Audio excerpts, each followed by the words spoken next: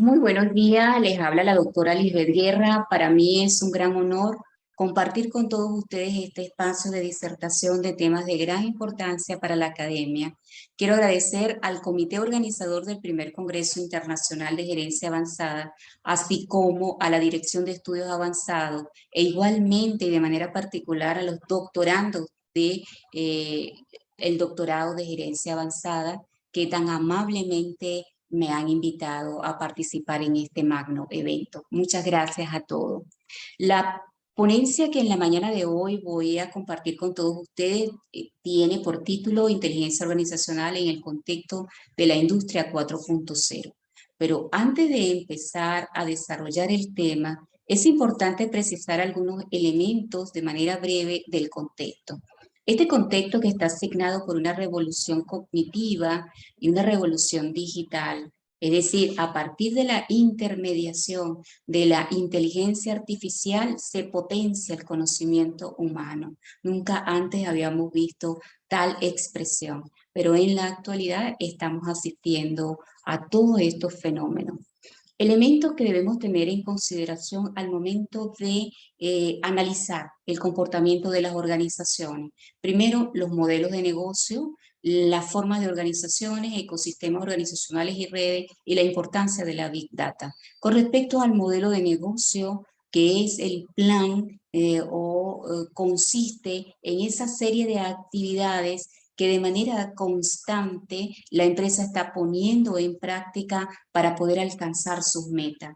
Los modelos de negocio en la actualidad tienen un nivel de obsolescencia muy alto. En 1996 hablábamos de un nivel de obsolescencia de 20 años y en la actualidad se está hablando de un nivel de obsolescencia de 20 meses.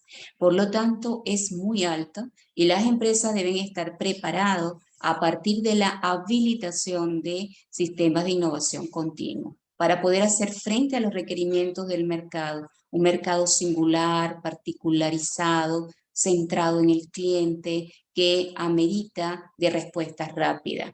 Y por lo tanto, la organización debe estar constantemente innovando para poder responder. Otro elemento importante es la forma de organización. Ya no es la organización en solitario, es una organización muy consciente que forma parte de una comunidad. Estamos hablando de los modelos de negocios centrados en la colaboración. Por lo tanto, deben estar insertos en un ecosistema organizacional y de redes de interés. La agilidad juega un rol central en estas organizaciones y predominan los equipos empoderados por encima de la obsoletas jerarquías estructurales. La tecnología de Big Data también le permite a la empresa crear bases de datos para poder generar sus economías internas, economías de escala. Sin este dato, sin la analítica de todos los datos que arroja el mercado de manera constante, no va a poder responder si no tiene las herramientas y las analíticas adecuadas. Porque puede tener mecanismos de gestión de conocimiento orientado a la recolección de datos, pero si no tiene los mecanismos para una analítica adecuada de estos datos, de nada van a servir estos datos de manera desordenada. Estos datos deben sacar algo de utilidad de esta información para poder convertirla en un conocimiento útil para la toma de decisiones. De allí la importancia de estas bases de datos y de la herramienta de la Big Data. Ahora bien, la ponencia centrada en el constructo de inteligencia organizacional tiene como principal objetivo establecer toda una estructura conceptual, pero entiendo el tiempo no nos va a dar para poder hacer toda esta disertación. Así que he tomado una muestra de algunos conceptos de inteligencia organizacional. Por ejemplo, este primer concepto que traigo a colación del autor Carl Albrecht es un concepto que está enfocado en el concepto de inteligencia social planteado en principio por Gartner y posteriormente popularizado por Goleman. Este concepto para este autor no es más que la capacidad que tiene una empresa para movilizar el poder cerebral Voy a quitar mi fotografía de acá para mostrarlo.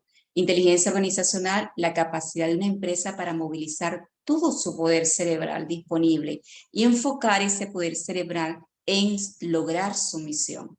Pero este poder cerebral debe estar organizado de manera de poder movilizarlo. Si no está organizado debidamente en sincronía, estamos hablando de entropía. Y este autor establece que una de las características que define la estupidez colectiva es precisamente la entropía, cuando no hay acuerdo. Ejemplos de este fenómeno de entropía o lo que él denomina entropía, tenemos, por ejemplo, los desacuerdos entre departamentos, el liderazgo ineficiente que no toma las decisiones adecuadas, el conflicto entre el mismo personal, la lucha de poder que en algunas ocasiones se da en función de los egos y una serie de características en ese terreno que hacen imposible que las personas se pongan de acuerdo y puedan establecer pues, los mecanismos para sacar provecho de sus inteligencias en términos de consenso. Esta entropía, por supuesto, caracteriza estupidez colectiva, pero si logramos el acuerdo, si logramos la sinergia entre el liderazgo, la estructura, los recursos, la planificación, entre todos estos elementos, entonces sí estaríamos hablando de la sintropía, que es una de las características que define la inteligencia organizacional. Esto es según este autor. Por su parte, Matsuda establece que este modelo de organizaciones inteligentes o de inteligencia organizacional debe ser definido como la capacidad intelectual de la organización, pero que está distribuida en dos grandes componentes. El primer componente orientado a los procesos internos de la organización y otro componente orientado como producto a lo externo de la organización. Por su parte, Soberón retoma el concepto de inteligencia organizacional y lo recrea en el concepto de colaboración. Para ella, la inteligencia colaborativa consiste en la deliberación, establecer las condiciones para la conversación del talento humano, pero de una manera ordenada. Y esta conversación va en función de la deliberación. No estamos hablando de discusión, no estamos hablando de debate, estamos hablando de deliberación, es decir, ponerse de acuerdo, establecer elementos comunes que permitan crear un consenso en torno a temas y problemas de la organización. Esto para esta autora está facilitado por las tecnologías sociales que permiten a un conjunto de personas compartir, crear y depurar el conocimiento y tomar decisiones con mayores posibilidades de superar los retos que plantea un entorno cada vez más cambiante. Se trata de diseñar las interacciones sociales, organizarlas en esos entornos digitales, darle orden, trazabilidad a las conversaciones y lograr derivar de ellas conocimiento. Para Pierre Levy, que es un autor de gran importancia para todo este movimiento intelectual que apuesta a ese concepto de inteligencia colectiva, es uno de los autores que en su momento fue quien acuñó este concepto de inteligencia colectiva y lo entiende como una especie de supracorteza cerebral de la humanidad formada por millones de individuos conectados y pensando juntos sobre temas importantes. El saber está distribuido, como él mismo señala, nadie sabe todo, todos saben algo, es necesario movilizar las competencias de todos a través de este soporte tecnológico que nos permita generar acuerdos. Al igual que la autora Soberón, este autor sostiene la necesidad de los acuerdos. porque puede existir diferentes tipos de información allí de manera desordenada en las redes, pero que si no tiene un sentido, un objetivo común, entonces no va a generar esa inteligencia colectiva. Para que se pueda dar esa inteligencia colectiva debe existir una sintropía, una sinergia entre diferentes elementos para poder derivar conocimiento real y aplicable de esos acuerdos generados en función de la inteligencia colectiva. Es un concepto que ha atravesado toda la teoría organizacional porque parte de las estrategias de las empresas que están en vanguardia en los actuales momentos tienen sistemas de inteligencia colectiva. Es decir, están monitoreando el entorno, porque la inteligencia organizacional se mueve, pero es a lo interno de la organización. Del lado del consumo, del lado del cliente, del lado de la sociedad, lo que hay es una inteligencia colectiva y hay que establecer cuáles son las estrategias para poder acceder a ella. Y es por esta razón que muchas organizaciones hablan de sistemas de inteligencia colectiva a partir de la creación de comunidades inteligentes.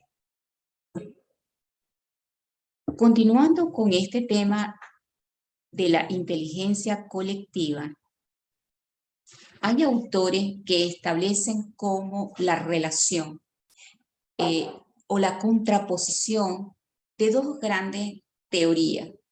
La teoría de la excedencia cognitiva planteada por Clay Shirkin y la teoría de la racionalidad limitada planteada por Harold Simon. Aun cuando parecen contradictorias entre ellas, se logra derivar un acuerdo que nos permite entender la importancia estratégica de la inteligencia colectiva. Cuando hablamos de la excedencia cognitiva, es que a partir de ese soporte tecnológico se impulsa todo el potencial humano a niveles que apenas podemos sospechar.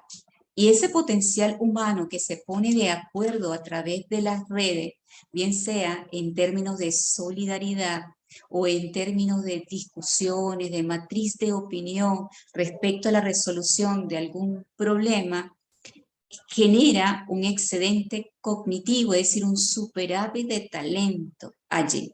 Tanto así que las organizaciones en la actualidad, en el marco de las innovaciones abiertas, buscan un conocimiento externo de esa inteligencia colectiva a partir de este movimiento que se ha denominado el hackathon.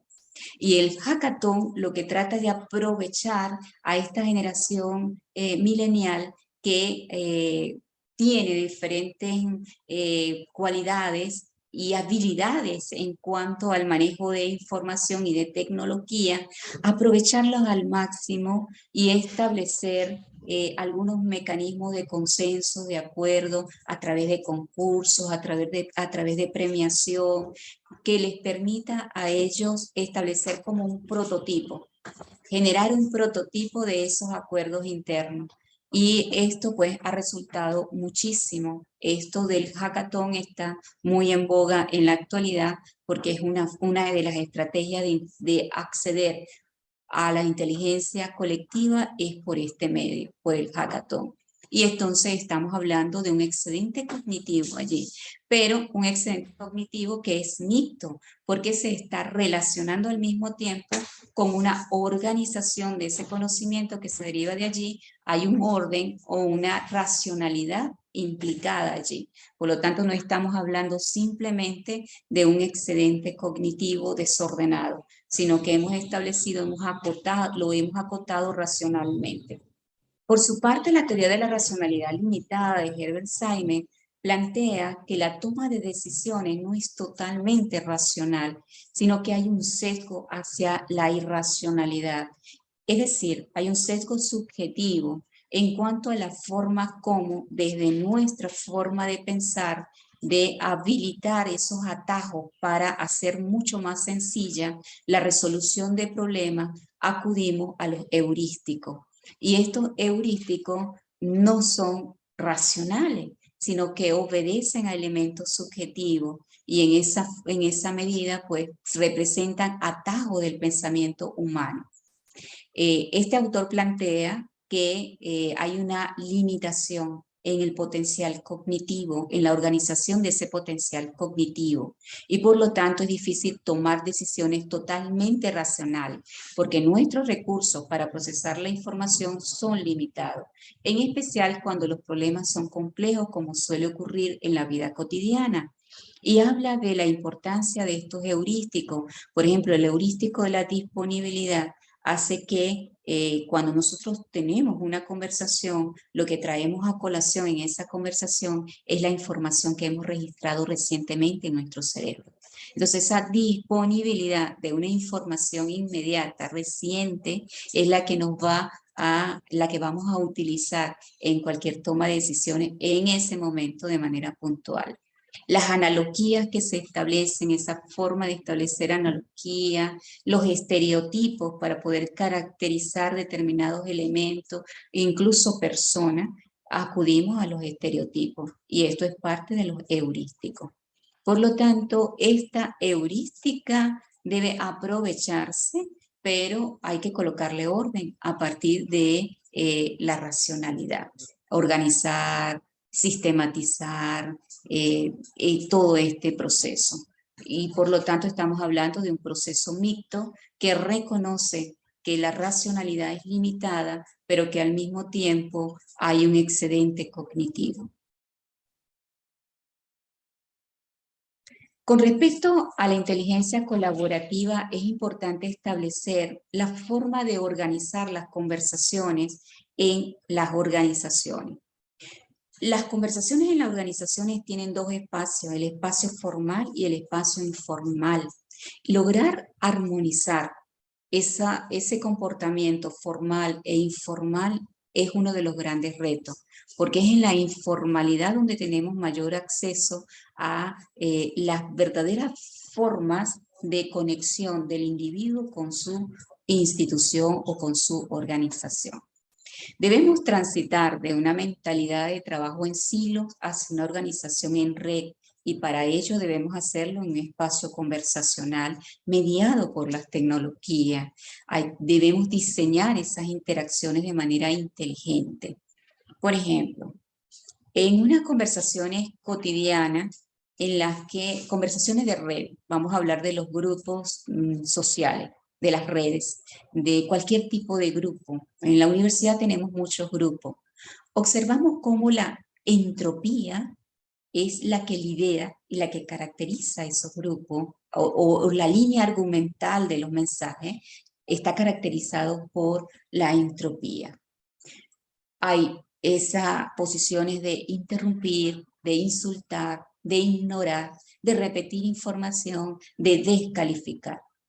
Todas estas acciones se califican como acciones no inteligentes. Mientras que si nosotros hablamos de una deliberación, implica el acto de la escucha atenta, escuchar, analizar esa información, confirmarla, buscar algunos elementos racionales que le den sustento a esa información, aportar a la información en función de la información, no descalificarla, repetirla o ignorarla, sino aportar. Y finalmente reformular el consenso y los acuerdos entre todos. Por lo tanto, es importante tener en consideración estos tres elementos. La discusión es la oposición de posturas que predominan en aspectos personales. No es lo que queremos en esos espacios conversacionales inteligentes. El debate tampoco, oposición de posturas donde predominan los argumentos. Lo que queremos es generar una deliberación, planteamiento de un problema y búsqueda de aportaciones para lograr construcciones comunes. Así es que se logra una conversación inteligente. Ahora bien, la segunda parte, bueno, antes de continuar a lo de la industria 4.0, un poco preocupada por el tiempo, quiero como cerrar esta parte de la inteligencia organizacional trayendo a colación algunas variables de los diferentes modelos de inteligencia organizacional que hay en la actualidad. En mis estudios y algunos de los modelos con los que desarrollé posteriormente un modelo, la propuesta de un modelo de inteligencia organizacional, fui derivando muchas variables, Entre las variables de mayor importancia tenemos la tecnología y sistemas de información. Es necesaria la presencia de este factor porque se espera definirlo en los términos de potencia de procesamiento de esta arquitectura que se va a encargar de la gestión del conocimiento. Para poder amplificar la inteligencia necesitamos obligatoriamente estos sistemas de información.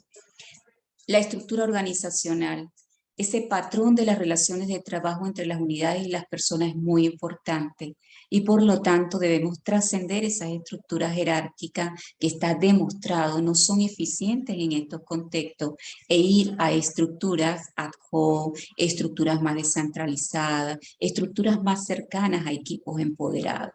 Tenemos activos de conocimiento, la importancia de la gestión del conocimiento es vital. El capital, cómo administrar el capital intelectual de las organizaciones, de las instituciones, es un elemento pendiente, un elemento fundamental. Incluidas las patentes, las bibliotecas, bases de datos, toda la información que se produce constantemente en nuestras organizaciones se pierde porque no existe la manera de garantizarla en repositorios físicos o repositorios digitales en este caso, que nos permitan generar una organización, una sistematización de este conocimiento y poder utilizarlo en la organización, sino que se va con el personal, se va con el talento humano. Es un conocimiento que tiene la persona y que en el momento en que se va de la organización, sencillamente se lo lleva. Por lo tanto, crear esos activos de conocimiento en función del capital intelectual de la organización es importante. Los procesos estratégicos, definir bien los procesos de la organización, que son actividades que recopilan información y la convierten en soluciones a problemas estratégicos, el tema de la cultura organizacional, el tema de la red de interesados, las comunidades en las que debemos estar insertos, constituyen los grupos de interés que juegan un papel importante en la creación y utilización de la organización del conocimiento y, por supuesto, la rentabilidad del rendimiento. Una organización que no tiene rentabilidad y que no tiene estrategias financieras que garanticen su rentabilidad, pues por supuesto no estamos hablando de una organización inteligente y constituye una variable fundamental, tanto así que se habla de la inteligencia financiera y de todas las estrategias que amerita esta intermediación de la inteligencia artificial. Todo nos ha cambiado totalmente, incluso la parte de generar activos y de administrar financieramente las organizaciones. Finalmente, quiero cerrar esta primera parte con el concepto de inteligencia organizacional acuñado por William Halal, que él establece que la inteligencia organizacional es más que la inteligencia agregada de los miembros, no es la suma de los cerebros, es lograr establecer una sinergia deliberada de ese conocimiento de la organización. Es la inteligencia de la propia organización como un sistema más amplio que trasciende la individualidad. Cada subsistema contribuye a la inteligencia organizacional porque cumple un propósito esencial en el funcionamiento cognitivo de la organización. Finalmente, Industria 4.0. Este contexto en el que estamos hablando de la cuarta revolución. Hemos transitado ampliamente por 4 revoluciones. La primera revolución, que ya nos hemos familiarizado ampliamente con ella, está relacionada con los procesos de mecanización del proceso productivo, los primeros telares, por ejemplo, impulsados por la producción mecánica. El elemento mecánico jugó un papel fundamental en esta revolución. En la segunda revolución está basada en la producción en masa, es decir, la incorporación de las economías de escala gracias a la división de tareas, el uso de la energía eléctrica a partir de la sistematización y puesta en práctica de grandes líneas de producción y por supuesto, alcanzar economías de escala bastante importantes. La tercera revolución, que es reciente, que se ubica a principios del 2000, básicamente. Esta tercera revolución está basada en el uso de la electrónica y la informática para hacer posible la producción automatizada. Por supuesto, juega un papel importante la Internet. La cuarta revolución basada en la inteligencia organizacional, pero cuando estamos hablando de la cuarta revolución industrial, un concepto acuñado en Alemania fundamentalmente en el 2011, pero popularizado en Europa y en otras partes del mundo. Pero fundamentalmente nace allí en Europa y habla o es utilizado de diferentes formas, de diferentes variantes. Habla de la fábrica inteligente, de la manufactura inteligente, entre otros conceptos. Pero estamos hablando entonces de la transformación digital de la industria. Esa industria digital es de lo que estamos hablando en esta cuarta revolución y es un proceso transversal porque es que no se trata solo de la manufactura, de la industria como tal, sino que va más allá, al lado del consumo también, tiene una relación importante. La industria no se queda a nivel de la producción y distribución del producto, no. ¿Qué pasa más allá del producto? También es competencia de la industria y por lo tanto es transversal todo ese proceso de mediación tecnológica a través de la inteligencia artificial. Esta es una nueva forma de entender la economía. La industria 4.0 ha revolucionado el concepto de economía. Anteriormente, este tipo de economía que prevaleció tanto en la Revolución Industrial 1, la primera revolución, la segunda y la tercera, esta economía lineal está relacionada con la forma en que establecemos esos procesos productivos. Entonces hablamos de la producción, de la distribución hasta allí, de lo que es toda la cadena de suministro, la cadena de valor y de cómo eso se distribuye posteriormente o se concreta, materializa a partir del producto.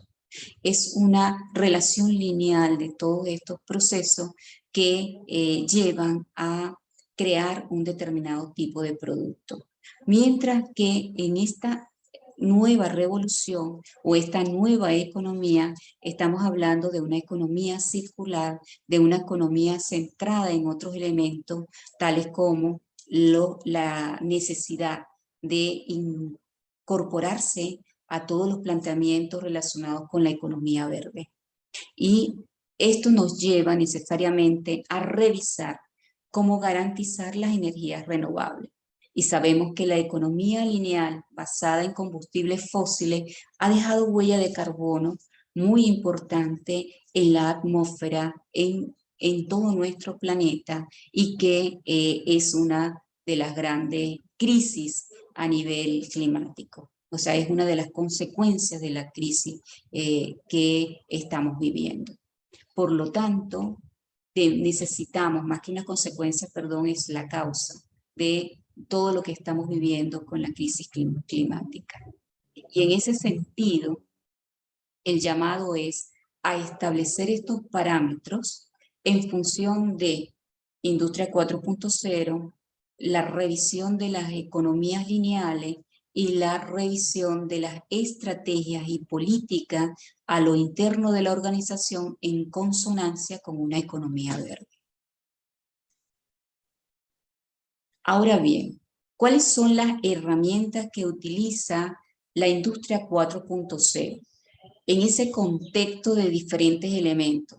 Estamos hablando de los modelos de negocio actualizados en función de la industria 4.0, las tecnologías que utiliza la sociedad, impulsadas por la sociedad y las comunidades, las políticas públicas y sus regulaciones, la forma en que nos conectamos a todo este mundo, los métodos que se utilizan, el concepto de inteligencia colectiva, la evolución de las propuestas de valor.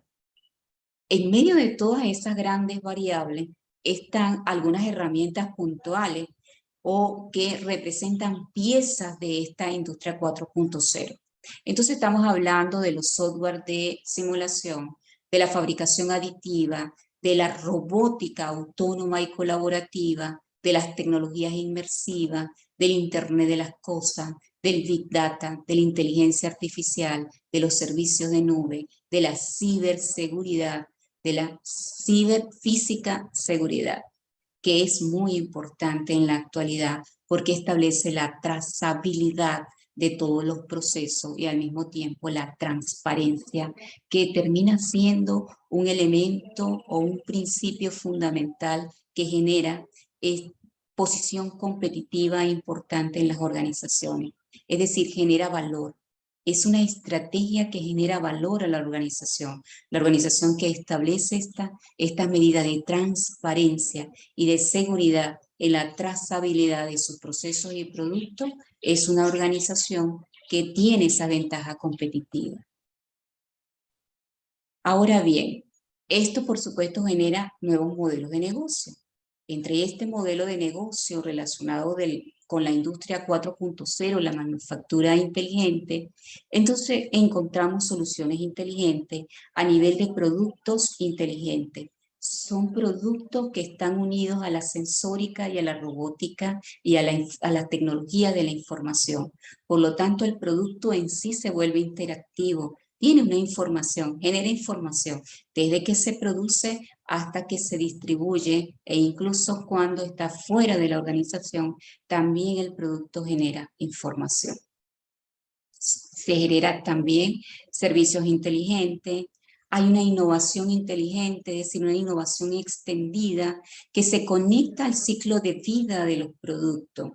La cadena de suministro, redes colaborativas, cadenas de suministros conectadas, hay un control de la producción descentralizada. Y los facilitadores tecnológicos, las herramientas utilizadas, están relacionadas con las que mencionamos previamente: la comunicación móvil, la nube, el análisis de datos, la comunicación de máquina a máquina, las plataformas sociales, la impresión 3D o el Internet de las cosas, la robótica colaborativa, la realidad aumentada y la ciberseguridad. Finalmente, también otro de las piezas estratégicas de esta industria 4.0 es la trazabilidad de la cadena de suministro. Es decir, ellos están muy conscientes de dónde y cómo y en qué parte está su producto. Hay un mapa, ha mapeado todo este proceso. Entonces, es un proceso que va desde la planificación hasta la entrega del producto. Y todo está conectado en esa cadena de suministro. Los sensores se adhieren a todos los aparatos, aplicaciones, máquinas y artilugios, y lo conectan todo a todo ser humano en una red neuronal digital que abarca el conjunto de la economía global.